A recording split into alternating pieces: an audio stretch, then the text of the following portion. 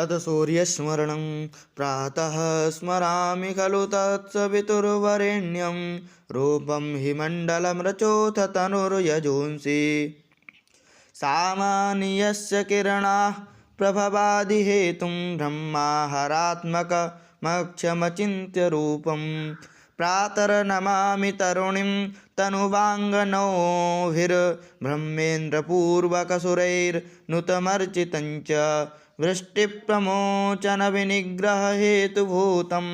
त्रैलोक्यपालनपरं त्रिगुणात्मकञ्च प्रातर्भजामि सवितारमनन्तशक्तिं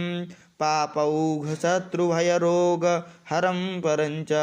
तं सर्वलोककलनात्मककालमूर्तिं गोकण्ठबन्धनविमोचनमादिदेवं